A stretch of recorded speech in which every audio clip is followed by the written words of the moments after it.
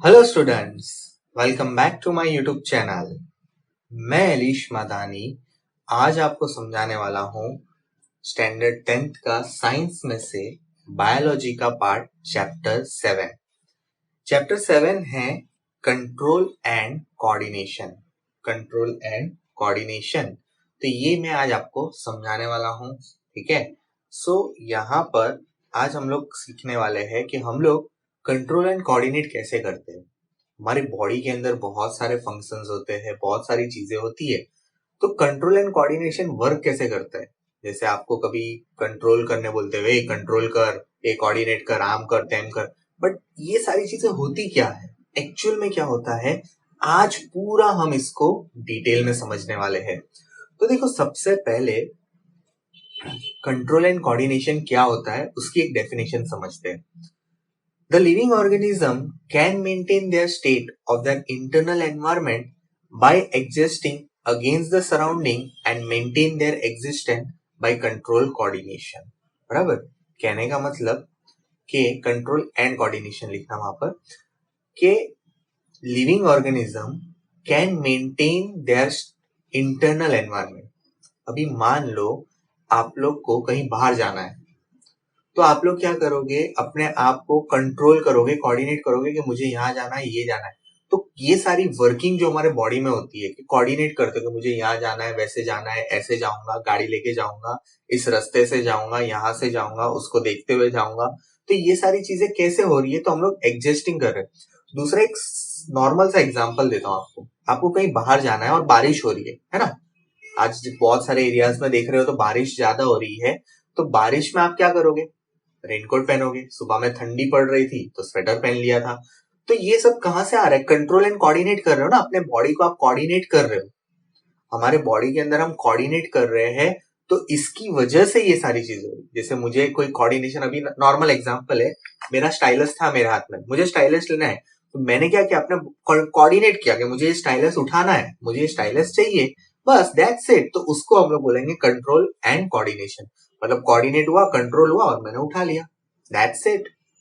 तो वही चीज यहां पर लिखी है कि living organism can maintain their internal environment bye existing against the surrounding and maintain their existence. और अपना एग्जिस्टेंस बेकरार रखने के लिए हम लोग ये सारी चीजें करते हैं। दूसरा, this are govern by two main principle, there are nervous and hormonal, bring about the control and coordination of our body.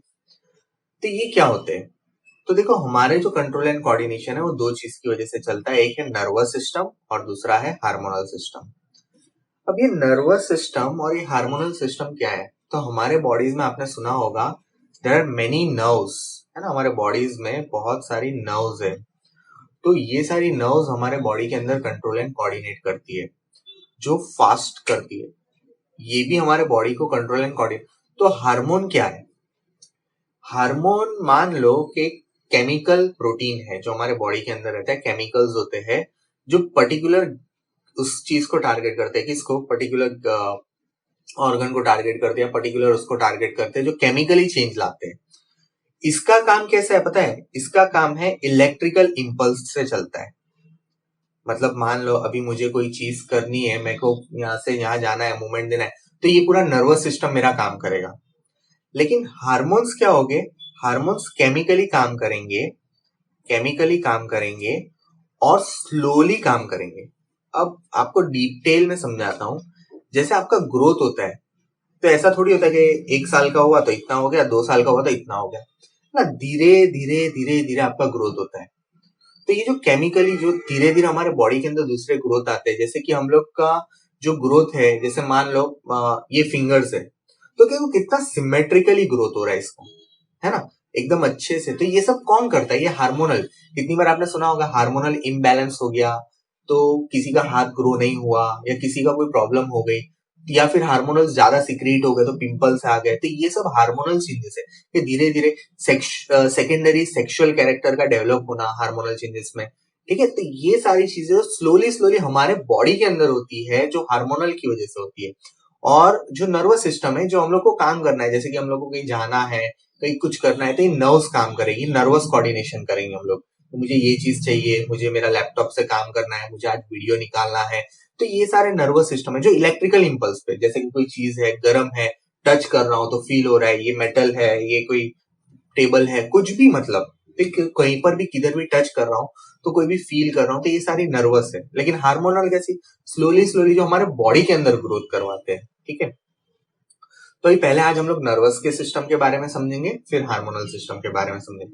दूसरी बात, आपको प्लांट सिस्टम निकाल दिया है, जीएससीबी के स्टूडेंट को प्लांट का सिस्टम पूरा निकाल दिया है, तो एने वांचवानु नहीं, है ने, एने कई छेड़वानु नहीं, ડીંગલી કરવાની नहीं। આપણે હવે જે પણ ભણશું એ nervous system and hormonal system होगा। चलो, तो देखो यहाँ पर मैंने कुछ चार्ट बनाया है आपको एक अच्छा खासा नॉलेज देने के लिए, क्योंकि सबका बाप कौन है, ब्रेन है। सारा कोऑर्डिनेशन कौन करता है, ब्रेन करता है। तो हमारा जो नर्वस सिस्टम है ना, वो दो पार्ट में डिवाइडेड है। एक है सेंट्रल नर्वस सिस्टम और दूसरा है पेरिफेरियल नर्वस सिस्टम। अब सेंट्रल नर्वस सिस्टम क्या होता है, जो सेंटर में है, तो सेंटर में क्या होता है, हमारा ब्रेन, और दूसरा स्पाइनल कॉर्ड। अब है ना, ये स्पाइनल कॉर्ड में भी आप लोग गलती करते हो, आप लोग की बड़ी गलती होती है स्पाइनल कॉर्ड में। और स्पाइनल कॉर्ड में ये गलती ये होती है कि आप लोग जो वर्टिबल कॉलम है उसको स्पाइनल कॉर्ड बोल देते हो। भाई वो स्पाइनल कॉर्ड नहीं है। स्पाइनल कॉर्ड वर्टिबल कॉलम के अंदर एक पाइपलाइन है जो ब्रेन का चमचे का काम करता है। क्या सर, वापस बोलो, ब्रेन को चमचे का काम, मतलब ब्रेन को चमचा है कि भाई यहाँ पर ये हुआ, वहां पर ये हुआ, वहां पर ऐसा हो रहा है, ये हो रहा है, तो ये कौन करता है, ये उसका काम करता है। तो समझ लो कि ब्रेन हमारा एसीपी है, उसके चमचे अभिजीत दया है, और उसके अभिजीत दया के वो सचिन विवेक वो सब होते हैं ना, वो दूसरे दूसरे काम में करते हैं, वो नर्वस सिस्टम है अपना, सिंपल में, बराबर। ब्रेन हो गया एसीपी, एसीपी के बाद आ गया भाई उसके दो चमचे अभिजीत दया, बराबर। सिंपल भाषा में समझा रहा हूं, मतलब एसीपी, उसके आजू बाजू पुलिस वाले, और पुलिस वाले के अंडर में दूसरे जो होते हैं वो काम करने के लिए। तो ये सेंट्रल नर्वस सिस्टम में ये हो जाता है हमारा। और दूसरे हमारे उसके अंदर आते हैं ब्रेन और स्पाइनल कॉर्ड। और पेरिफेरल नर्वस सिस्टम क्या आती है, नर्व्स, जो ये सारी इंफॉर्मेशन कैरी करके लाता है। मतलब हमारे बॉडी के अंदर जो भी हो रहा है, हमारे बॉडी के अंदर जो भी हो रहा है, ये सारी इंफॉर्मेशन कौन कैरी करके लाता है, ये सारी इंफॉर्मेशन हमारे अंदर नर्व्स कैरी करके स्पाइनल कॉर्ड तक लाती है, स्पाइनल कॉर्ड ब्रेन को देती है। अब हमारे बॉडी के अंदर आगे और एक दो क्लासिफिकेशन दिए हैं। एक दिया है सोमैटिक नर्व्स, सोमैटिक नर्व्स, लेकिन ज्यादा इसके बारे में कुछ था पूछते नहीं, इसे मैंने लिखा नहीं। सोमैटिक नर्व्स, और दूसरा है ऑटोमेटिक नर्व्स। ठीक है, दूसरा है उसका क्लासिफिकेशन, एक मिनट ना, ऑटोनॉमिक नर्व्स, सॉरी ऑटोनॉमिक है, ऑटोनॉमिक नर्व्स। अब ये क्या होती है, तो ये सोमैटिक नर्व्स होती है ना, ये वॉलेंटरी एक्शंस कंट्रोल करती है, हमारे वॉलेंटरी एक्शंस कंट्रोल करती है। और जो ये ऑटोनॉमिक नर्व्स होती है ना, वो हमारे इनवॉलेंटरी एक्शंस कंट्रोल करती है। पहले तो वॉलेंटरी और इनवॉलेंटरी के बारे में थोड़ा समझा देता हूँ। तो भाई सोमैटिक नर्व्स जो वॉलेंटरी एक्शन कर रहे हैं, जैसे मेरे को अभी मूवमेंट करनी है, तो ये मेरा सोमैटिक नर्व्स काम कर रही है। मेरे को डांस करना है ना, तो मुझे डांस करना है, तो मेरी सोमैटिक नर्व्स काम करेगी। जो मेरी वॉलेंटरी जो एक्शंस मेरे हाथ में होती है, मुझे मस्त नाचना है, मुझे ये मूड कर रहा है डीजे बजाना है, मुझे मूड कर रहा है मुझे वीडियो लेना है, तो ये सारी चीजें किसके अंदर काम करती है, सोमैटिक नर्व्स में काम करेगी। याद रखना, voluntary actions are control by somatic nerves. ये थोड़ा एक आध मार्क्स में इधर उधर पूछ लेते हैं। लेकिन ऑटोमेटिक नर्व्स क्या करेगी, इनवॉलेंटरी। जैसे कि हमारा रेस्पिरेशन, मैं बैठा हूं फिर भी चल रहा है ना, लंग्स ले रहा है ऑक्सीजन कार्बन डाइऑक्साइड का इनटेक आउटटेक चल रहा है यहाँ पर। दूसरा हार्ट बीट, मेरा हार्ट बीट कर रहा है ना, कर रहा है। तो ये सारी जो हमारी हार्ट बीट्स होती है, या फिर हमारे बॉडी के अंदर जो भी इनवॉलेंटरी एक्शंस है, किडनी का फिल्ट्रेशन का काम चालू है, अभी थोड़ी देर में मेरे को पानी पीऊंगा तो वॉशरूम जाना पड़ेगा, क्यों, क्योंकि अपना फिल्ट्रेशन का काम चालू है। तो ये सारी एक्शन जो ऑटोनॉमिक नर्व्स कंट्रोल करती है। ठीक है, अभी आपको ऐसा कभी बोला नहीं है ना, हार्ट को नहीं बोला होगा रेवा देला आज धक धक नहीं था, कंटाड़ा आवे छे, हार्ट ऐसा बोलेगा तो हम कंटाल जाएंगे, देर में फिर बोलेगा बाय बाय, आओ जो चार कंधे पे लेके जाएंगे। तो ऐसा कोई वो नहीं होता है। तो ये सारी सिस्टम कौन गवर्न करता है, ये गवर्न करता है ऑटोमेटिक नर्व, और दूसरा सोमैटिक नर्व्स। बाकी बहुत सारी चीजें, क्रैनियल नर्व्स होती है, स्पाइनल नर्व्स होती है, जो ब्रेन से निकलती है उसको क्रैनियल भी बोलते हैं, जो स्पाइनल से निकलती है उसको स्पाइनल नर्व्स बोलते हैं। ठीक है, लेकिन इतना आपको डिटेल में ज्यादा अभी यहाँ पर नहीं है। ओके, अब आते हैं हम लोग रिसेप्टर्स क्या होते हैं। ठीक है, आपके बुक में टॉपिक होगा रिसेप्टर्स के बारे में। रिसेप्टर्स एक्चुअली हमारे सेंस ऑर्गन्स जो होते हैं, कौन से हमारे जो सेंस ऑर्गन्स होते हैं उसके अंदर प्रेजेंट होते हैं, जो रिसेप्टर्स वहां पर हम लोग को देखने को मिलते हैं। ठीक है, तो रिसेप्टर्स का काम क्या होता है वो हम लोग आज समझने वाले हैं कि receptors the specialised structure in a human body that receive the external stimuli is called receptors. The receptors are located in our sense organs. Receptors मतलब हमारे जो सेंस ऑर्गन्स के अंदर प्रेजेंट होते हैं, जो रिसीव करते हैं एक्सटर्नल स्टिम्युली। स्टिम्युली मतलब वो चीज की तरफ काम करेगा, इस चीज की तरफ अट्रैक्ट होगा, वो काम करेगा। मतलब जैसे कि उसको एक काम अलॉट किया है तो उस काम की तरफ वो काम करेगा, बस उसकी तरफ वो देख के काम करेगा। एक्सटर्नल स्टिम्युली मतलब आपको जैसे कि सुनाई दे रहा है तो सुनने का काम करेगा, तो उसका स्टिम्युली क्या हुआ कि भाई उसको सुनना है। उसका एक्सटर्नल स्टिम्युली क्या हुआ, किसी को स्मेल का काम दिया है। तो हमारे बॉडी में सेंस ऑर्गन कौन से होते हैं, कया कया होय छे? तो देखो रिसेप्टर्स आर, यहां पर है गस्टिटरी रिसेप्टर्स, फिर आता है ऑल्फैक्टरी रिसेप्टर्स, फिर आता है थिग्मो रिसेप्टर्स, फोटो रिसेप्टर्स और ऑडियो रिसेप्टर्स। अब ये कहाँ होते हैं और क्या क्या काम करते हैं? तो गस्टिटरी रिसेप्टर्स कहाँ होते हैं? गस्टिटरी रिसेप्टर्स हमारे टेस्ट के लिए काम करते हैं, है ना। मस्त कोई चीज खाते हो, कुछ पीते हो, कुछ करते हो तो मस्त टेस्ट आता है। तो जनरली ये टेस्ट का काम करते हैं, सेंस करने का। और ये कहां पर होते हैं? जनरली हमारे टंग के ऊपर। वो मस्त टेस्ट आवे छे, है ना। ऐसा चाटते हैं कितना मस्त टेस्ट आता है, ऐसा करते हैं तो इसको बोलते हैं गस्टिटरी रिसेप्टर। ऑयल फैक्टर रिसेप्टर्स, है ना। तो ये ऑयल फैक्टर रिसेप्टर बहुत एक्टिव हो जाते हैं तो आप शौचालय के पास जाते हो, बदबू आती है। तो ये क्या काम करते हैं? ये हमारे स्मेल का काम करते हैं। ठीक है, तो स्मेल कौन करता है? हमारे नोज। तो नोज के वहां पर आपको देखने को मिलता है। थिग्मोरिसेप्टर, कुछ कुछ होता है जब कोई टच करती है या करता है, कितना मजा आता है, तब आप बोलते हो। तो ये जो टच करने के काम करते हैं, स्किन को कोई टच करता है, कोई चिमटी काटता है या मच्छर काटता है। टच मतलब बहुत सारे टच होते हैं, फिर ऐसा नहीं कि हाँ वही टच मजा आवे छे, પેલી ટચ કર્યું એમ હાથ વાગી ગયો, કેટલી મજા આવી એસેમ્બલીની લાઈનમાં, वो काम नहीं, बराबर। वो थिग्मो रिसेप्टर्स यानी यहाँ पर स्किन में जो होते हैं हमारे, और जो टच हमारे जो बॉडी के अंदर टच होता है, जो फील करने का, टच फील करने का काम करते हैं वो। फिर आते हैं फोटो रिसेप्टर्स। फोटो रिसेप्टर्स मतलब लाइट, मतलब देखते हैं हम लोग, कुछ चीज दिखती है लाइट, तो वो कहाँ पर होती है? वो हमारी है मस्त कोई दिखता है, हाँ પેલી કેટલી સરસ દેખાય છે, क्या सॉलिड देखाई है, पेलो કેટલો मस्त देखाय है, शाहरुख खान मिल गया तो मजा आ जाए यार आज हम। तो ये सब देखने का जो हमारा काम होता है फोटो रिसेप्टर्स करते हैं। और हमारा ऑडियो रिसेप्टर्स जो सुनने का काम करते हैं, साउंड। ठीक है, ये साउंड का काम जो करता है, ये साउंड का जो काम करता है वो क्या होते हैं? वो होते हैं आप कहां पर होते हैं? ईयर्स में आपके। ठीक है, वो ईयर्स में होते हैं। तो देखो ध्यान रखना, आपको रिसेप्टर्स पूछेंगे। रिसेप्टर्स क्या होते हैं? एक स्पेशलाइज्ड स्ट्रक्चर होता है ह्यूमन बॉडी का जो एक्सटर्नल स्टिमुलाई पे वर्क करता है। मतलब रिसीव एक्सटर्नल स्टिमुलाई, मतलब जैसे कि उसकी एक्सटर्नल स्टिमुलाई बताओ, तो जैसे कि गस्टिटरी रिसेप्टर की क्या हुई? टेस्ट का काम करना है, तो उसकी एक्सटर्नल स्टिमुली है कि भाई उसको काम करना है टेस्ट करने का, टेस्ट बताना है। ऑयल फैक्ट्री को स्मेल करने का। फिर थिग्मो रिसेप्टर को टच करेगा, कोई फील आएगा तो वो बताना है। फोटो रिसेप्टर्स लाइट वगैरह है, और ऑडियो रिसेप्टर साउंड। तो ये सारी चीजें आपको ध्यान रखनी है। ये आपका एक 2 मार्क्स का आंसर भी बनता है जो आपको एग्जाम में पूछने में आता है। तो 2 मार्क्स के लिए आप इसको नोट डाउन कर लेना कि ये आपको आंसर भी बताएगा। नेक्स्ट चलते हैं। नेक्स्ट क्या है ये? સર આ કઈ લાગે છે, પેલું પૂછડું છે ને પછી ખેંચેલું છે ને ઉપર સ્ટાર મૂકેલો છે, પેલું ચકેડી જેવું કઈ લાગે છે? અલા ચકેડી નથી, एम चकेड़ी वकेड़ी नहीं विचारवानी। अभी देखो मेरे को पेन हुआ, मैं बैठा हुआ हूँ, तो मुझे कैसे पेन हुआ ना, ब्रेन ने बोला भाई तारो टाटियो हीधो कर, नहीं तो तू थाकी जाए આવી રીતે। तो ये पेन कैसे पता चला? कोऑर्डिनेट हुआ ना, मेरे को पता चला पेन हो रहा है। फिर मेरे को कमांड गई वहां से, ब्रेन ने कमांड दिया भाई हटाओ हटाओ ताकि तारा मसल सब एकदम એ થઈ ગયા, एक मूवमेंट आपे ने मसल ने लोकोमोट करे અહીંયાથી ત્યાં, है ना। तो ये कमांड आई तो मैंने मसल को इधर उधर किया, मतलब मेरा मूवमेंट किया तो मसल मस्कुलर मूवमेंट हुआ।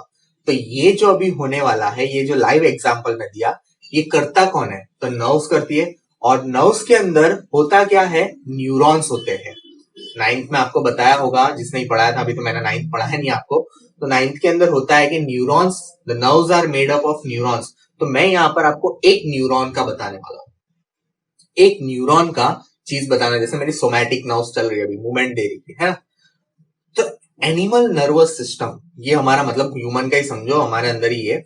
तो ये पूरा एक आंसर ही आप लोग का, और ये आंसर जनरली आप लोग को 3 से 4 मार्क्स में पूछने में आता है।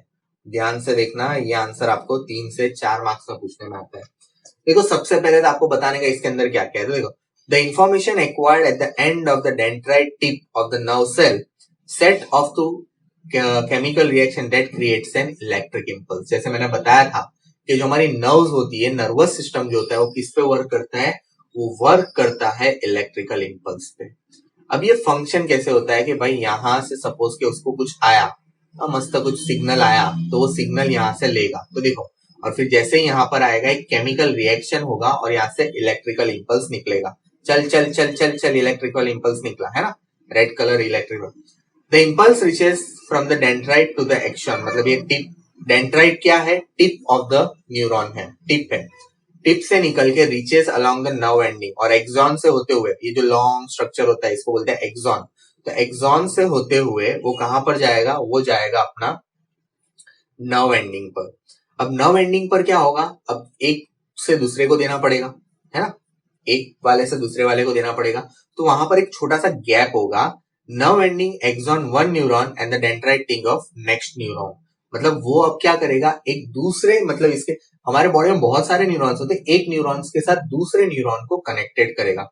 मतलब यहाँ जो एक न्यूरॉन होगा वो दूसरे न्यूरॉन के, लेकिन वहां पर थोड़ा गैप होगा, ठीक है। तो यहाँ पर क्या करना पड़ेगा, when it reaches the nerve ending there is a neurochemicals are released। कौन से केमिकल रिलीज होंगे, फिर से वहां पर एक न्यूरोकेमिकल रिलीज होगा, and such chemical crosses the synapse and start the dendrite to the next neuron. और वहां पर एक केमिकल रिलीज करवाएंगे, जो सिग्नल मिला है वो सिग्नल नेक्स्ट न्यूरॉन को देने के लिए, और उसको बोलेंगे न्यूरोकेमिकल, और न्यूरोकेमिकल क्या करेगा, उसको नेक्स्ट न्यूरॉन में फिर से अपना इलेक्ट्रिकल इंपल्स चालू होगा, और फिर जाके जहां पर जो इफेक्टर होगा, मतलब जैसे कि जो इफेक्टर देना है, इफेक्टर ऑर्गन मतलब जो भी ग्लैंड्स को देना है या मसल्स को देना है, वो हिसाब से उसको सिग्नल देगा और मसल अपने हिसाब से वो मूवमेंट करेगा। तो ये देखो बहुत ही क्विक प्रोसेस है, फास्ट, बहुत ही फास्ट। अभी भाई केमिकल वाली प्रोसेस नहीं है, स्लो प्रोसेस नहीं है। अभी मान लो अगर केमिकल वाली होती, जैसे आप गए कोई गरम गरम चीज को पकड़ लिया, अब स्लो केमिकल रिएक्शन है, रिएक्शन आया ही नहीं, वहां से कमांड आया ही नहीं, पक गया आपका हाथ, है ना, डॉक्टर बोलेगा भाई तापो पड़ सब कहीं चाले नहीं। तो कैसा आपको पता चलता है, फील होता है, रिसेप्टर्स है ना, रिसेप्टर क्या करेंगे, सेंस करेंगे, तो फटाक से आप हाथ हटाते रहो। कैसे, कमांड आता है, इमीडिएट एक्शन होता है, इमीडिएट एक्शन होता है, तो ये इमीडिएट वर्क करता है। तो देखो इसको मैंने शॉर्ट में समझने के लिए मेरी ट्रिक बनाई है कि भाई इसको शॉर्ट में कैसे याद रखा जा सकता है। तो इसको शॉर्ट में याद रखने के लिए सबसे पहला आता है इंफॉर्मेशन कलेक्टेड, ठीक है। वहां से क्या हुआ, इंफॉर्मेशन आई, डेंड्राइट टिप पे कुछ हड़चड़ मची, सपोज यहाँ पर कुछ हड़चल हुई थी, पेन हुआ था, है ना, जैसे मेरे को भी पेन हुआ था, इंफॉर्मेशन कलेक्ट हो गई कि भाई यहाँ पर पेन हो रहा है इस बंदे को, टिप पर कनेक्ट हो गई, फील हुआ पेन होने वाला भी, तो यहां से गया फटाक से उसने किसको बोला, इलेक्ट्रिकल इंपल्स हुआ। क्या हुआ, इलेक्ट्रिकल इंपल्स जनरेट हुआ, यहाँ पर ईसीआई लिख देते, इलेक्ट्रिकल इंपल्स, इलेक्ट्रिकल इंपल्स हुआ। इलेक्ट्रिकल इंपल्स ने ट्रैवल किया, कहां से, ट्रैवल थ्रू एक्सॉन, एक्सॉन के थ्रू बाहर आया, और एक्सॉन के थ्रू ट्रैवल करने के बाद, एक्सॉन के थ्रू ट्रैवल करने के बाद कहां पर गया, लास्ट एंडिंग में गया, वहां पर न्यूरोकेमिकल्स हुए, और नेक्स्ट उसके ऊपर दे दिया, किसको, नेक्स्ट न्यूरॉन को दे दिया उसने, नेक्स्ट न्यूरॉन को दिया। अब नेक्स्ट न्यूरॉन को देने के बाद, आफ्टर दैट नेक्स्ट न्यूरॉन को देने के बाद क्या हुआ, नेक्स्ट न्यूरॉन को देने के बाद वहां पर जो भी था, मतलब ब्रेन ने जो भी सिग्नल दिया था, वो कहां पर चला गया, अपना इफेक्टर ऑर्गन पर, कहां पर चला गया, इफेक्टर ऑर्गन पर। तो देखो इसको याद करने की एक सिंप्लीफाइड टेक्निक है कि collection of data, electrical impulse, travel through axon, neurochemical reaction at the tip of nerve ending to transmit, the gap is called synapse. वो गैप का नाम लिखना मत भूलना एग्जाम में, द गैप जो होता है वहां पर उसको हम लोग साइनेप्स बोलते हैं, the gap between nerve ending and the end axon of the one neuron to the another dendrite tip, मतलब वो जो लास्ट नेक्स्ट न्यूरॉन का डेंड्राइट टिप के बीच में जो गैप होता है, और वहां पर न्यूरोकेमिकल रिएक्शंस हो गए, वो उसको वापस वो सिग्नल को अंदर खींचेगा, और वहां पर फिर से इलेक्ट्रिकल इंपल्स, और फिर जाके इफेक्टर ऑर्गन पे एक्ट करेगा, और फिर मसल को कमांड देगा कि भाई छोटा करना है, बड़ा करना है, वो हम लोग आगे अभी पढ़ेंगे। तो ये था आपका एनिमल नर्वस सिस्टम, जो आप लोग को एग्जाम में 3 से 4 मार्क्स तक का पूछने में आता है। तो भाई बुद्धि में बेहाड़ जो के आम आम कई करिए ने તો ત્યારે આપણું નર્વસ સિસ્ટમ વર્ક કરે, બરાબર? એમ કે મુવમેન્ટ કરવી, નાચવું હોય તો આપણું નર્વસ સિસ્ટમ કોર્ડિનેટ કરે છે કે તારે નાચ, ચાલ ડીજે વાગે તો આપણે કેમ નાચવા માંડીએ, એટલે આપણે એમ કોर्डिनेशन चालતું હોય. ચાલો, ये था एक न्यूरॉन के बारे में. अब रिफ्लेक्स एक्शन, आपकी बुक में एक टॉपिक है रिफ्लेक्स एक्शन.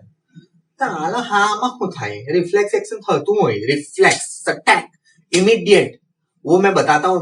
बेस्ट एग्जांपल दूंगा, आप लोग मजा आएगा वो एग्जांपल सुन के. देखो, action is an voluntary instant action without the involvement of brain और bringing about the important reaction needed for the survival.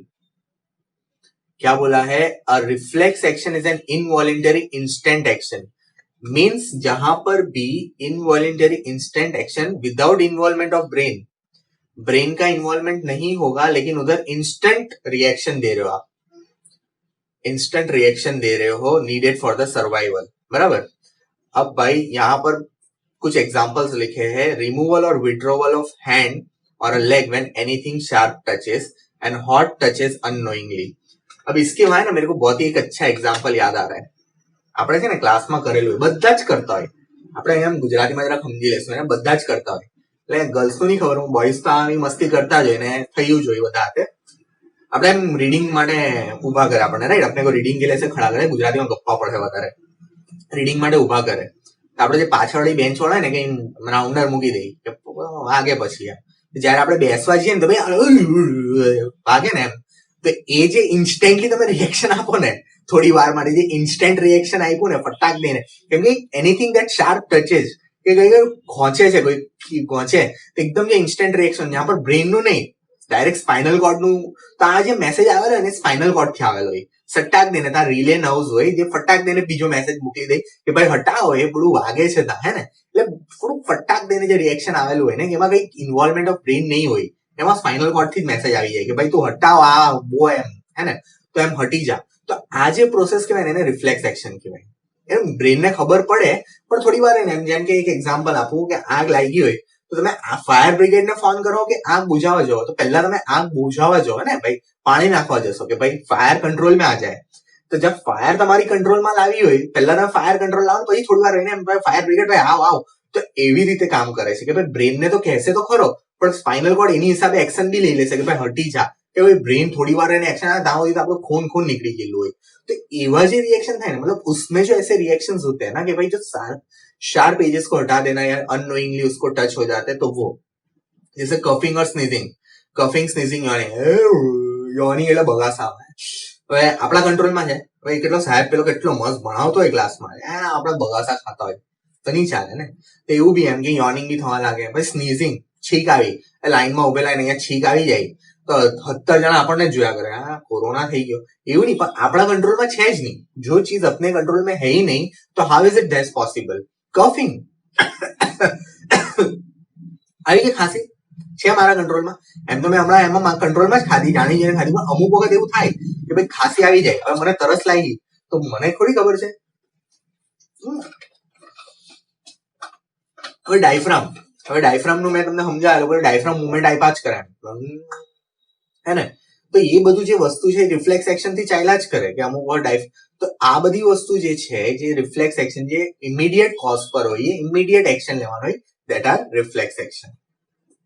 બરાબર? છોકરાઓ યાદ સમજી ગયા હોય કે પેલું કરીએ આપણે એને, પેલો ઇમિડિયેટ એક્શન આપે કે પાછળ ગોચાય એટલે ઇમિડિયેટ એક્શન આપવાનો જ છે પેલો.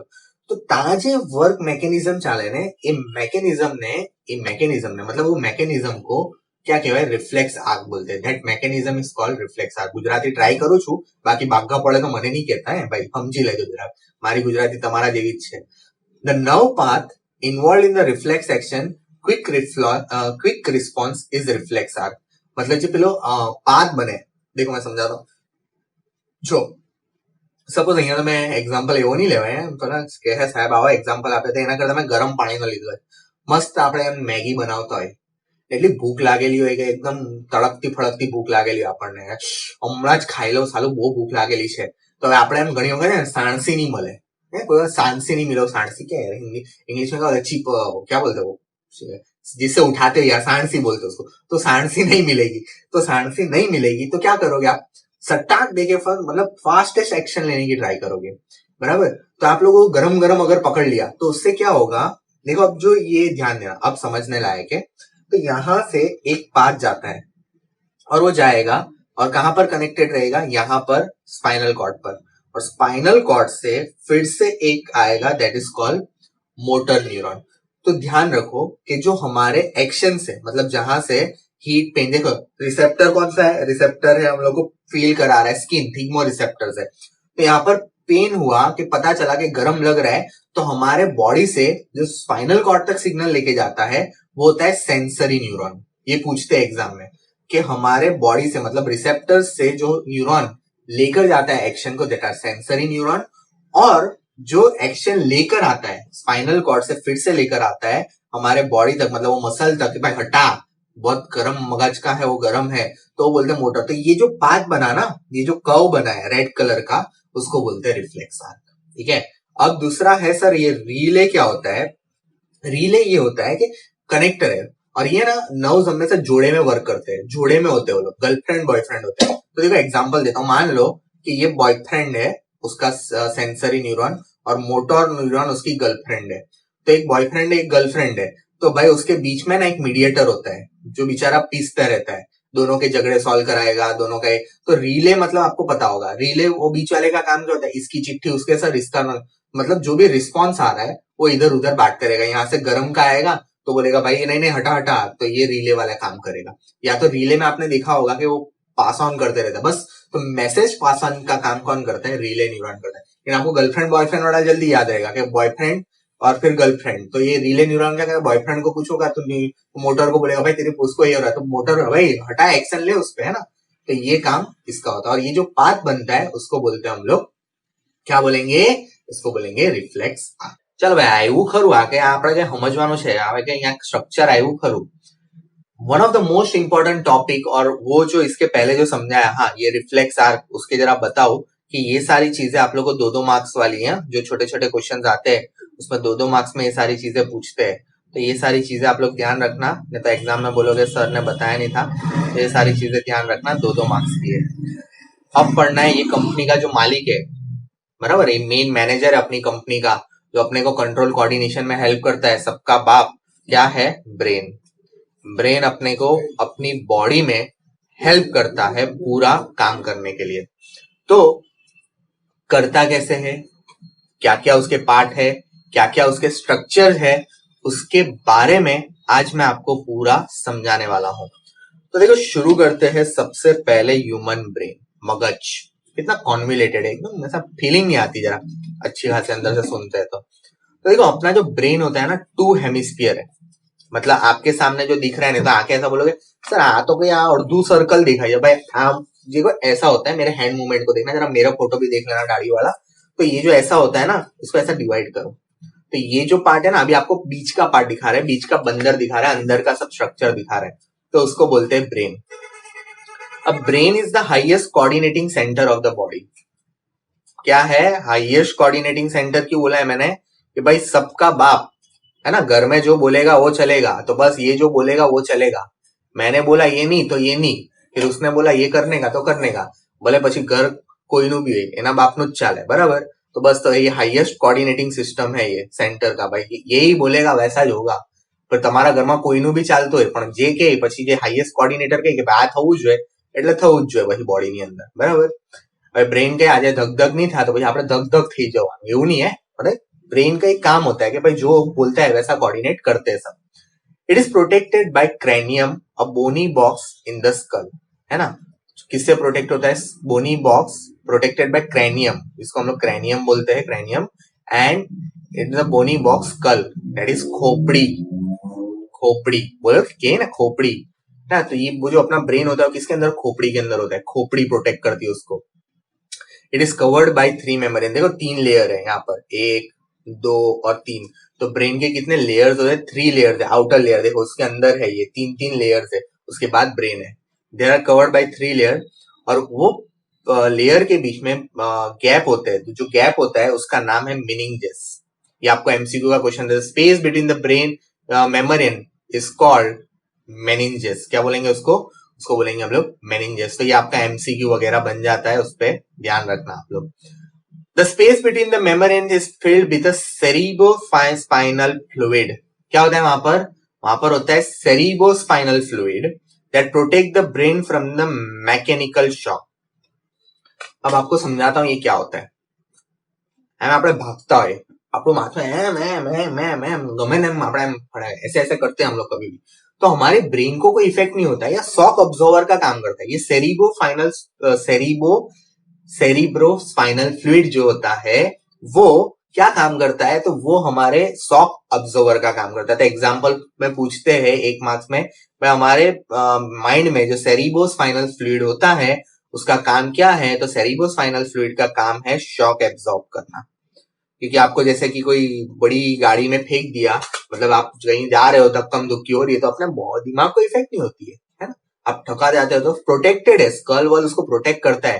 इतना इजी नहीं है कि ब्रेन को एकदम फाड़ देना, उसके लिए बहुत ही बड़ा, तो ये सब मैकेनिकल शॉक एब्जॉर्बर है, तो protect from the mechanical shocks. आपको जो भी शॉक्स लगते हैं, ठोकाते हो, ये होते हो, ये होते हो, भागते हो, तो ये सारी चीजें में क्या होगा, ये सारी चीजें में सेरिब्रोस्पाइनल फ्लूइड क्या करेगा, उसको प्रोटेक्ट करेगा। ठीक है, एसीपी का समझ गए। एसीपी का मतलब ये अपना बाप का फंक्शन क्या है। अब आगे आते हैं। अब जो ब्रेन है वो 3 पार्ट में डिवाइडेड है ना, अलग अलग पार्ट थे, आपने देखा होगा डायग्राम में अभी। तो एक होता है फोर ब्रेन, दूसरा होता है मिड ब्रेन, कहाँ चाहेलू અને મિડ બ્રેન ને હેન્ડ બ્રેન, તો સાલે ક્લિક વાગી જાય એમ તેમ થઈ જાય પાછું। तो एक होता है fore brain, mid brain and hind brain. तो भाई ये तीनों के अलग अलग काम है, तीनों को ब्रेन ने बोला है तेरे को ये करने का, तेरे को वो करने का, तेरे को वो करने का है, मतलब ये वापस एसीपी के खबरी, बराबर, अपने ऐसा समझते हैं ये 3 खबरी लोग हैं अपने पास। तो अभी फोर ब्रेन क्या करता है, एसीपी को खबर देता है। तो फोर ब्रेन में ना 2 चीज होती है, एक होती है सेरिब्रम और oil factory lobes. Oil factory lobes तो समझ लो कि स्मेल सेंस करने का काम करेंगे, वो तो सेंस ऑफ स्मेल हो गया अपना। लेकिन अपने को एग्जाम में पूछेंगे सेरिब्रम एक्सप्लेन करो या तो फोर ब्रेन एक्सप्लेन करो, तो आपको चालू कर देगा कि भाई सेरिब्रम जो है वो यहाँ एक स्टेटमेंट नहीं आया, यहाँ पर लिख देना, यहाँ पर छापने का रह गया वो। सेरिब्रम जो है वो मेन थिंकिंग पार्ट है। क्या है, मेन थिंकिंग पार्ट। आपका जो सोचना करने का काम है वो सब यहाँ से चालू होता है। मैं तो विचारू છું પેલી કેવી હતી, तो ये सब सोचते हो ना कि कयो आंसर आवશે, શું आवશે, तो ये सब चालू कहां पर होता है, कहां पर जनरेट होती है, ये सारी इंप्रेशन कहां आती है, तो फोर ब्रेन में आती है। ठीक है, मेन थिंकिंग पार्ट है। अब उसमें ना 3 मेन एरियाज है। कौन से, एक सेंसरी एरिया है। सेंसरी एरिया क्या करेगा, मैंने आपको समझाया था कि जो मैसेज आ रहा है उसको लेके आना है, तो receive the impulse from a sense organ via receptors, मतलब जो रिसेप्टर्स होते हैं उसके थ्रू जो सेंस करेगा उसको लेके आएगा। मोटर एरिया क्या करेगा, मोटर एरिया जो लेके जाना है, एक्शन देनी है, ब्रेन ने बोल दिया, एसीपी ने कमांड दे दिया, चल निकल, तारी एक्शन निकाल यहाँ थी, એટલે मोटर एरिया क्या करेगा, अपना गाड़ी चालू करेगा, दया गाड़ी चालू करो, और वहां से वो लेके जाएगा। तो क्या करेगा, send impulse to the various organs और muscle and controls our voluntary movement, और सारे जो वॉलंटरी मूवमेंट है, तो मेरे को हाथ हिलाना है, मेरे को ये करना है, ये करना है, यहाँ मेरा ये गर्म लग गया, थोड़ा ऐसा हीट पकड़ गया, बैटरी है यहाँ, चार्जिंग वार्जिंग चालू है, तो ये सारे काम। और एसोसिएशन एरिया में क्या चलेगा, एसोसिएशन एरिया में क्या चलेगा कि registered the impression by interpreting the past experience. હવે આપણે જૂનો एक्सपीरियंस થાય, આપણે કશે ગયા હોય या कहीं जाते हो, तो आपको कोई चीजें याद रह जाती, हाँ मैंने एक बार ऐसे किया था, या मैंने ये याद किया था, मैंने ये लर्न किया था, मैंने एलिस सर का वीडियो देखा था, चैनल को सब्सक्राइब किया था, तो ये सारी चीजें आपको याद होती है कि आज सर का वीडियो आएगा, रात को 9 बजे सर रोज वीडियो डालते हैं, तो ये सारी चीजें पास्ट एक्सपीरियंस पे आपको दिमाग में आ जाती है। जैसे कि आपका एसोसिएट होता है वो रीजनिंग या लर्निंग या आपके इंटेलिजेंस पे जो भी एसोसिएटेड एरिया, वो सब वहां पर होता है, स्टोर होता है, वो सारी पास्ट एक्सपीरियंस पे काम करती है। मतलब आपको कुछ याद रखना है या कुछ करना है, तो ये सारी चीजें का आपके पास इंप्रेशन बढ़ जाती है। एक लड़की को देखते हो, ओ पेली मस्त दिखाई छे, एम याद रह जाता है, उसका दिमाग में बैठ जाती है। तो क्या है, ये सारी चीजें आपके दिमाग में कैसे बैठती है, तो ये सारी चीजें आपके दिमाग में क्यों बैठ जाती है, बिकॉज आपने वो एक इंप्रेशन क्रिएट किया होता है कि आप कुछ याद करते हो। ठीक है, अब हर एक जो सेरिब्रल होता है, मतलब सेरिब्रम होता है, वो डिवाइडेड होता है। अब ये सारी चीजें तो है ही, लेकिन फिर से उसको डिवाइड किया है लोब्स में, divided into the lobes. Different lobes होते हैं जिसको हम लोग को डिवाइड करके बोलते हैं कि भाई ईच स्फीयर जो है उसको लोब्स में डिवाइड किया है। मतलब आपने पार्ट्स देखोगे तो ऑसिपिटल लोब्स होते हैं। ऑसिपिटल लोब्स क्या करते हैं, विजुअल रिसेप्शंस लाते हैं, देखने का जो, जैसे कि मैंने मेरी सिस्टर या मेरे पेरेंट्स, आप पहचान जाते हो, हाँ मेरे मम्मी है, पापा है, ये वो, तो विजुअल रिसेप्शन का काम कर रहे हैं। विजुअली रिसेप्शन का काम कर रहे हैं। टेम्पोरल लोब्स क्या होते हैं, जो सुनने का, है ना, हमारे जो बॉडी के अंदर नर्व्स होती है जो सुनने के लिए काम करती है, तो वो क्या करेगी, वो ऑडिटरी रिसेप्शन का काम करते हैं। कौन? Temporal lobe. ये थोड़ा डिटेल है, इसको ज्यादा इतना वो नहीं है बुक में। और पार्शियल लोब्स क्या करते हैं, टच, टेम्परेचर एक्सेट्रा, कुछ कुछ होता है जब कोई टच करता है, तो पार्शियल लोब्स के अंदर आता है कि हाँ इसने मेरे को टच किया, इसने मेरे को वो किया। देखो सारी मस्कुलर एक्टिविटीज और इमोशन कंट्रोल, हंसना है, रोना है, मस्कुलर एक्टिविटी कर रहे हो, तो ये सब कहाँ है, फ्रंटियल लोब्स के अंदर होता है। कमांड का मतलब ये सारे कमांड का काम जो भी होता है, तो ये सारी चीजें हमारे फोर ब्रेन के अंदर होती है। और दूसरा एक और चीज यहाँ पर आती है, हंगर। ये भी इमोशन का ही पार्ट है। भूख लगती है ना, तब कौन बोलते हैं, तब पेट में तारा चूहा दौड़े છે જઈને કઈ ખા, तेरे एम डाइजेस्टिव सिस्टम एम હવે જોઈએ છે તને કઈ एनर्जी જોઈએ છે, खा। तो भी कौन करेगा, तो यहाँ से एसोसिएटेड विद द हंगर्स। ये आपके टेक्स्ट बुक में यहाँ पर पता नहीं क्लाइन छपी नहीं है, कितनी बार हो जाता है, मानस मात्र ने भूलने पात्र, स्टार्टिंग में ही एंड लिखने का रह गया था इतनी बड़ी पीपीटी में। तो देखो मानस मात्र भूलने पात्र, तो एसोसिएटेड विद द हंगर्स, तो आपको भूख भी लगती है तो यहाँ से ही पता चलता है। क्यों मैंने बताया पता है, नहीं तो टेक्स्ट बुक में स्टेटमेंट एंड बोलोगे साहब लखो नहीं आવું કે હશે કે नहीं हंसे, हसेला हंगर हसे, वांधो नहीं।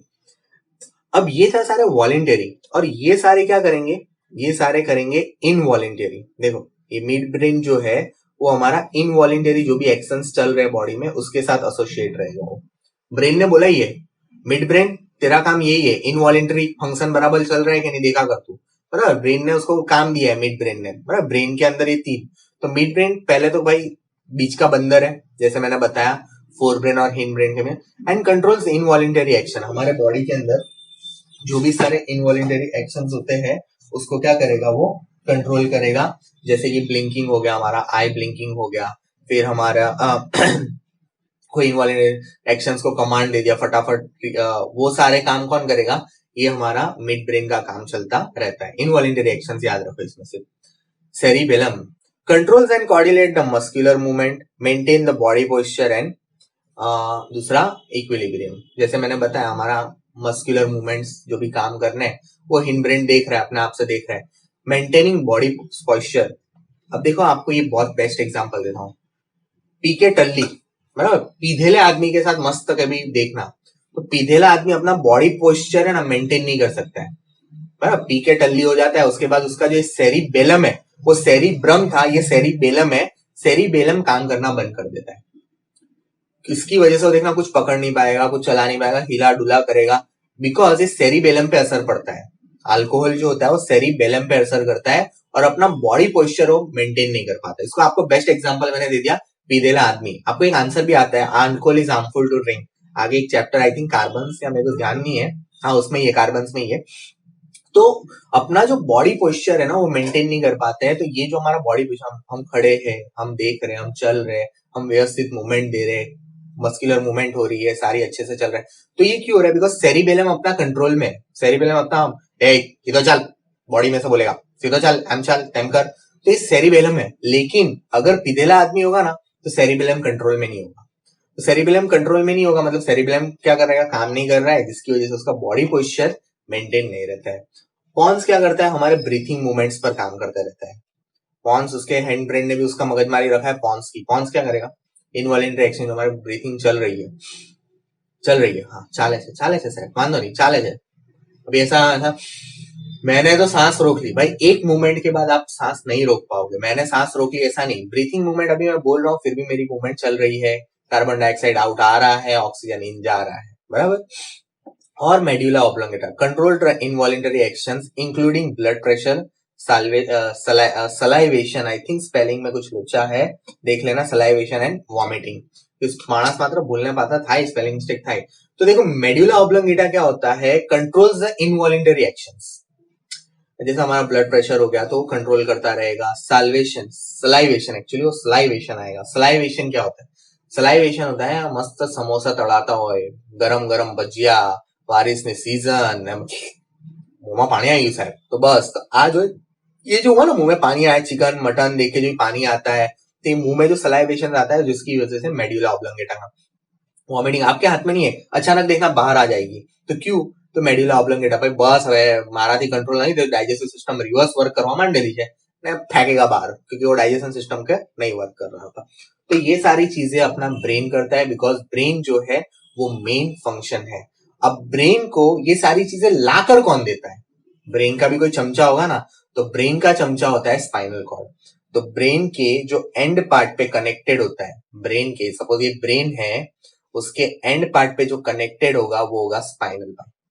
स्पाइनल बोलेगा टेंशन नहीं ले, मुंह बहुत दो मैसेज लिया हुआ, हमारा जो नर्व्स है वो सब जगह फैली हुई है, स्पाइनल नर्व सब जगह फैली हुई है, मैं तेरे लिए सारे सिग्नल लेकर आऊंगा, तू खाली कमांड देता रहे क्या क्या करने का है। स्पाइनल यही काम करता है, बीच का। अब स्पाइनल आपको बता दूं, स्पाइनल वर्टिबल कॉलम के अंदर एक पाइपलाइन होती है जिसको हम स्पाइनल कॉर्ड बोलते हैं। Vertebral column is not an spinal cord, ठीक है। A cylindrical tubular structure extending towards from the medulla oblongata, because last part क्या था? medulla oblongata था, और उसके अंदर से कौन निकलती थी? स्पाइनल कॉर्ड निकलती थी। enclosed within the vertebral column, देख लिया किसके अंदर होती है? वर्टिबल कॉलम के अंदर होती है। सराउंडेड बाय 3 मेम्ब्रेन, कितनी मेम्ब्रेन होती है उसको? 3, और उसके अंदर भी क्या होता है? सेरिबोस्पाइनल फ्लूइड होता है। बस ये कभी भी डैमेज नहीं होनी चाहिए। स्पाइनल कॉर्ड अगर डैमेज होगी तो टाटा बाय बाय, सिग्नल पहुंचने में बहुत प्रॉब्लम होती है, इसलिए कभी भी इसको डैमेज, इसलिए वर्टिबल कॉलम को भी देखना हम लोग बहुत मेंटेन करते हैं, बिकॉज वो उसको प्रोटेक्ट करती है। अब आपने इतना सारा मेरे से सुना, हाँ स्पाइनल कॉर्ड एक 2 मार्क्स का आंसर है, तो आप इतना सा लिख सकते हो, बिकॉज इतना ही डिस्क्रिप्शन आपको भी टेक्स्ट बुक में मिलेगा। लेकिन आपने इतना सारा सुना, लेकिन आपने ये सोचा कि वो एक्शन कैसे करता है? ये जो नर्वस टिश्यू जो होता है वो एक्शन करता कैसे है?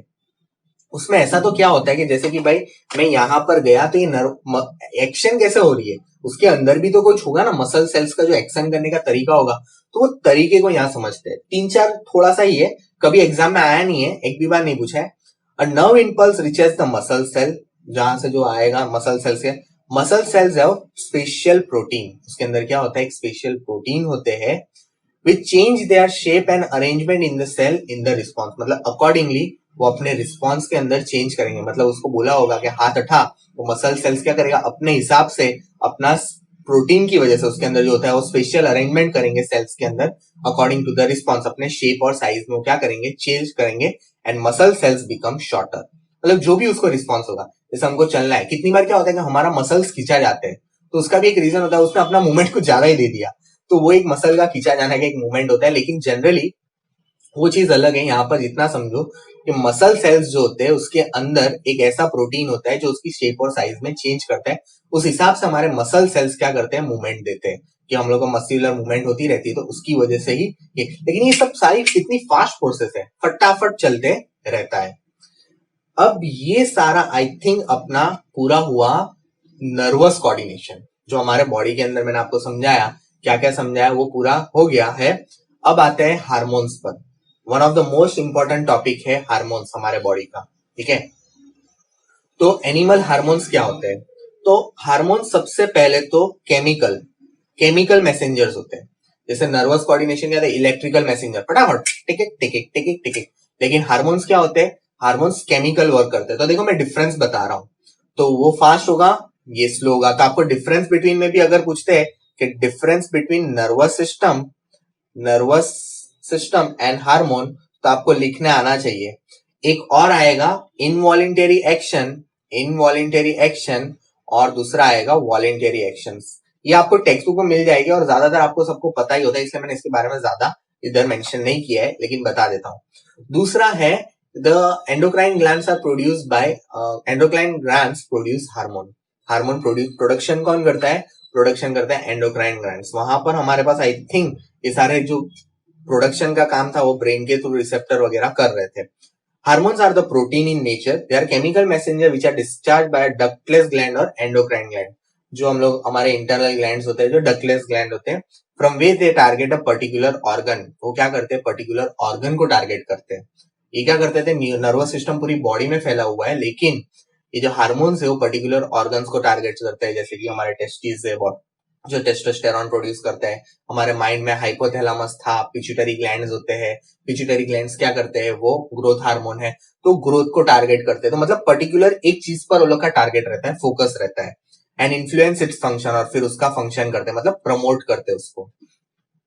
एंडोक्राइन ग्लैंड का कोई सेपरेट ट्रांसपोर्टेशन सिस्टम नहीं होता है, उसका जो भी ट्रांसपोर्टेशन होता है, जैसे कि यहाँ पर नर्व्स थी, इसका जो सेपरेट ट्रांसपोर्टेशन सिस्टम क्या था, नर्व्स था, लेकिन इसका सेपरेट कोई ट्रांसपोर्टेशन सिस्टम नहीं होता है। इसका सिस्टम डायरेक्टली किसके थ्रू वर्क करता है, ब्लड स्ट्रीम, ब्लड में मिक्स हो जाएगा। और अब यहां से एक और आंसर बन जाता है जो 2 या 3 मार्क्स में पूछते हैं, प्रॉपर्टीज ऑफ हार्मोन, तो ये आंसर चिपका देने का वहां पर उसको 3-4 पॉइंट और मिल जाएंगे बुक में, और थोड़ा लंबा खींच सकते हो घुमा फिरा के, तो मेरे को शॉर्टर एक्सप्लेनेशन है आप लोग के लिए, घुमा फिरा के इसको 3-4 मार्क्स में आप लिख सकते हो, 2 या 3 मार्क्स, 4 मार्क्स तक नहीं आता ये।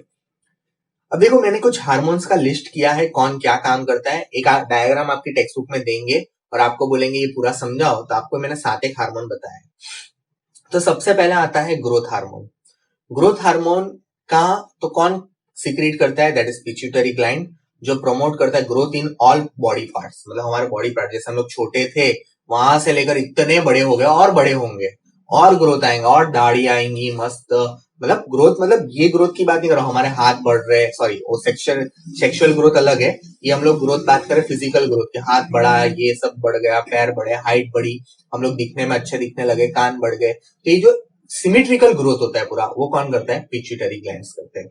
थायराइड ग्लैंड क्या करेगा, regulates the metabolism growth of our body, मतलब कौन सी थी मेटाबॉलिज्म हमारे बॉडी में, कार्बोहाइड्रेट्स, वो सारी जो होती, कार्बोहाइड्रेट्स, फैट्स, वो सारी चीजें जो हमारे बॉडी के अंदर होती है, जैसे कि एक मिनट में, फैट्स, प्रोटीन, हाँ, तो ये कंट्रोल्स द मेटाबॉलिक रेट, ये सारे थायरॉक्सिन ग्लैंड क्या करेंगे, ये करेंगे हमारा।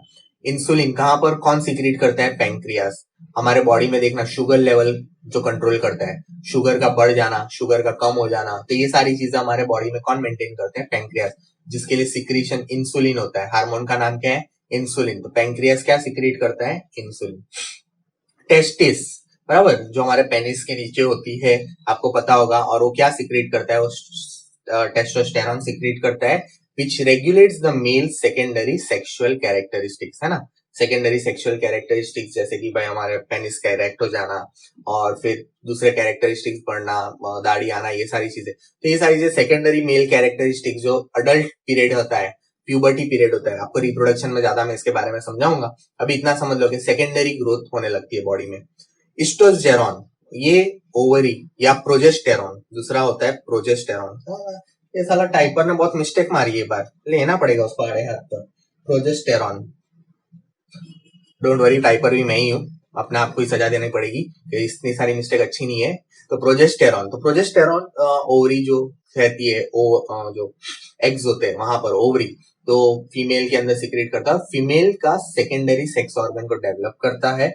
और दूसरा मेंस्ट्रुएशन होता है, क्या होता है, मेंस्ट्रुएशन, फीमेल की पीरियोडिक साइकिल होती है जिसको हम लोग मेंस्ट्रुएशन बोलते हैं, उसको देखता है।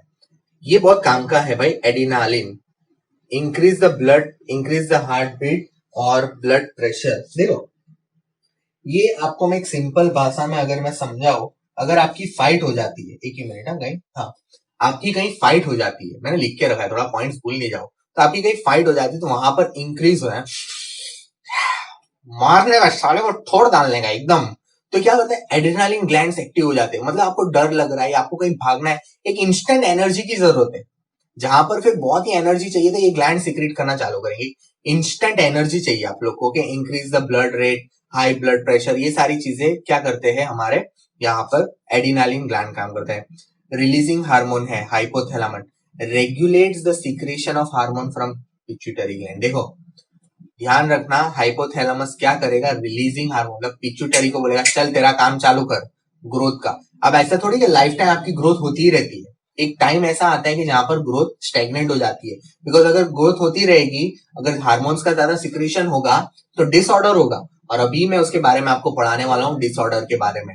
तो ये क्या करता है, regulates the secretion of hormone from pituitary, खाली रेगुलेशन का काम करेगा कि भाई ये कर वो कर, इसलिए इसको हम लोग ने रिलीजिंग हार्मोन बोला है। चलो तो अभी हम लोग है ना जो हमारे डिसऑर्डर्स हो जाते हैं उसके बारे में पढ़ लेते हैं, बिकॉज कोई चीज का एक्सेस लेना, एक्सेस सीक्रेट होना भी हमारे बॉडी के लिए हानिकारक होता है ना। तो जैसे कि कुछ disorder caused by the hormonal imbalance in the human being is giant, goiter, endorphism and diabetes, there are the some things. तो जाइंट क्या होता है, तो आपको पता होगा कि टॉल, बहुत ही बड़ा हो जाना, व्हाइट टप्पू का जतूरियो, बहुत ही बड़ा हो जाना, जाइंटिज्म, बड़ा इंसान लगने लगा, बिकॉज उसका पिट्यूटरी ग्लैंड रुका ही नहीं, ग्रोथ को प्रमोट करते ही गया, तो आपका क्या हो जाएगा, वो टॉल हो जाएगा। फिर आता है गॉइटर। ये जनरली सुना होगा कि बॉडी में हमारा आयोडीन कौन सिक्रीट करता है, आयोडीन हमारा थायरोक्सिन ग्लैंड जो सिक्रीट करता है। यहाँ पर गॉइटर, जो गला बड़ा हो जाता है, आयोडीन का सिक्रीशन प्रॉपरली नहीं होना, थायरोक्सिन ग्लैंड में जो आयोडीन का प्रोडक्शन था वो बराबर से नहीं होगा, तो उसकी वजह से हम लोग को ये प्रॉब्लम हो सकती है। डॉर्फिज्म, बटला रह जाना, जिसकी वजह से टॉल नहीं होना, तो वो भी एक सिक्रीशन का प्रॉब्लम, हार्मोनल सिक्रीट नहीं हुआ होगा इसके लिए। डायबिटीज, कंट्रोल में नहीं रहना, इंसुलिन का सिक्रीशन हमारे बॉडी में, sugar level is not secreted in proper amount, causes diabetes. ठीक है, अब यहाँ पर ये 4 आपको एग्जाम में पूछते हैं डिसऑर्डर कॉज्ड बाय, तो आपको लिखने का जाइंट, गॉइटर, डायफिज्म, मस्त चार्ट वार्ट बना के लिखने का, ताकि एग्जामिनर के आंख पे ही आए। बाकी थियरी पढ़ने में किसको लोचा का इंटरेस्ट नहीं होता है, तो ये सारी चीजें आपको समझाने की, जाइंट क्या होता है, गॉइटर क्या होता है, डायफिज्म क्या होता है, डायबिटीज। यहाँ एक और चीज आती है, अभी तक आया नहीं है, ऐसे मैंने एक भी बार देखा नहीं है इसको, फीडबैक मैकेनिज्म। अब फीडबैक मैकेनिज्म क्या होता है, समझो कि सिक्रीशन चालू हुआ और उस टाइम के बाद रुक जाएगा। एक एग्जांपल जो आपकी बुक में उसी के थ्रू समझाता हूं कि जैसे शुगर लेवल कम हो गया तो पैंक्रियास क्या करेगा, पैंक्रियास कुछ टाइम के लिए इंसुलिन का सिक्रीशन स्टार्ट करेगा। अब जैसे जैसे टाइम पीरियड जाएगा, क्या हो जाएगा, शुगर लेवल मेंटेन हो जाएगा बॉडी में, तो फिर भी वो सिक्रीशन करता रहेगा, नहीं, एक टाइम पीरियड के बाद शुगर लेवल मेंटेन हो गया, फिर पैंक्रियास क्या करेगा, सिक्रीशन कम कर देगा। तो ये साइकिल जो घूमती है, साइकिल जो चलते रहती है, उसको बोलते हैं फीडबैक मैकेनिज्म। कुछ टाइम के लिए सिक्रीशन होगा, कुछ टाइम के लिए स्टॉप हो जाएगा, तो ये हो गया हमारा फीडबैक मैकेनिज्म। आपको यही एग्जांपल चिपकाना है, बिकॉज बुक में यही एग्जांपल चिपकाया है आपके लिए भी। ठीक है, तो ये होता है फीडबैक मैकेनिज्म, और यहाँ पर हमारा चैप्टर ऑलमोस्ट कंप्लीट होता है। नेक्स्ट वीडियो में फिर से मिलेंगे, one shot one video for all my GSCB students. मैंने ट्राई किया है, होप सो आप लोगों को अच्छा लगा होगा। अगर वीडियो अच्छा लगा है तो कमेंट में जरूर बताना।